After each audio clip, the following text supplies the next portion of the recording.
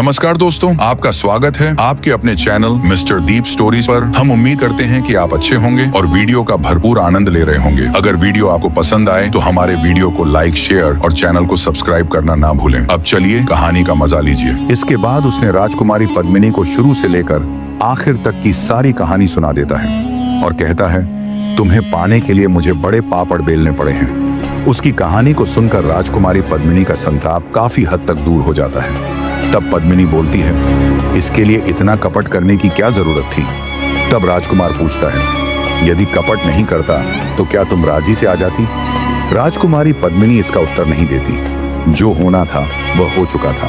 अब उसके सामने बचने का कोई रास्ता नहीं था। भाग्य के साथ समझौता करने के अलावा अब और क्या हो सकता था? आहत हिरनी की तरह वह राजकुमार के पास आ बैठती है। जहाज तेजी से आगे बढ़ रहा था।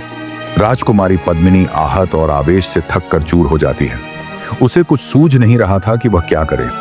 उसका मन इतना अस्थिर हो रहा था कि एकाग्र भाव से कुछ सोच भी नहीं पा रही थी। तभी अचानक जहाज बड़े जोर से इधर उधर होने लगता है। भयभीत होकर राजकुमारी पद्मिनी राजकुमार की ओर देखती है। तब राजकुमार उसे सांत्वना देते हुए कहता है, घबराने की कोई बात नहीं है। समुद्री तूफान आ गया है, थोड़ी देर में शांत हो जाएगा।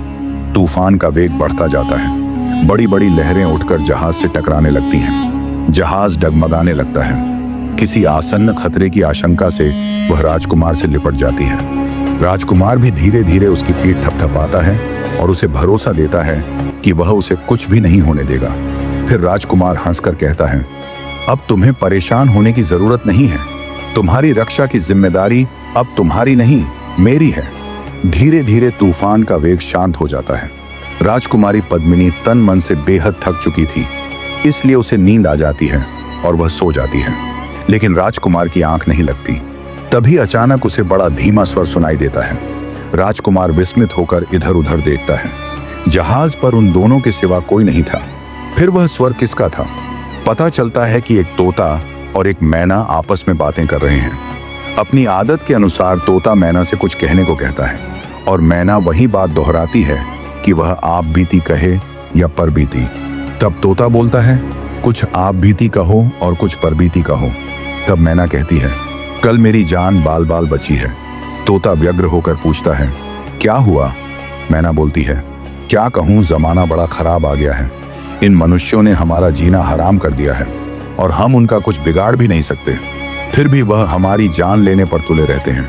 कल मैं एक पेड़ पर बैठी थी कि अचानक किसी आदमी ने मुझ पर जानलेवा हमला कर दिया। वह तो पेड़ के पत्तों और टहनियों ने मुझे बचा लिया, वरना मैं आज जिंदा नहीं होती। तोते के मुंह से एक लंबा निश्वास छूटता है। फिर वह फुसफुसाता है, जा को राखे साइयां, मार सके ना कोई। तब मैना कातर होकर कहती है, मर भी जाती तो क्या, अब मेरे लिए रोने वाला कौन है? बच्चे बड़े होकर न जाने कहां चले गए हैं, अकेली जान रह गई हूं। मैना सिसकने लगती है। तोता कहता है, मैना इतना दुखी क्यों होती हो? जिसका कोई नहीं होता उसका भगवान होता है। तोता फिर कुछ चुप रहकर बोलता है, अब कुछ पर बीती सुनाओ। तब मैना कहती है, क्या कहूँ, चारों तरफ दुख है। इस जहाज पर दो बड़े प्यारे लोग हैं, लेकिन हाय। ये कहकर मैना एकदम खामोश हो जाती है। फिर वह कहती है, इनकी सांसें गिनी चुनी हैं। तोता व्यथित होकर बोलता है, मैना रुक रुक कर क्यों बोलती हो? जो बोलना है साफ साफ बोलो। इन्हें क्या होने वाला है? तब मैना कहती है, सवेरे यह जहाज किनारे लग जाएगा। वहां किनारे पर मंत्री का लड़का इन्हें मिल जाएगा। उस मंत्री के लड़के ने इन दोनों के ठहरने की व्यवस्था एक घर में की है। इनके ठहरने के कुछ ही देर बाद वह घर ढह जाएगा और यह दोनों उसमें दब जाएंगे।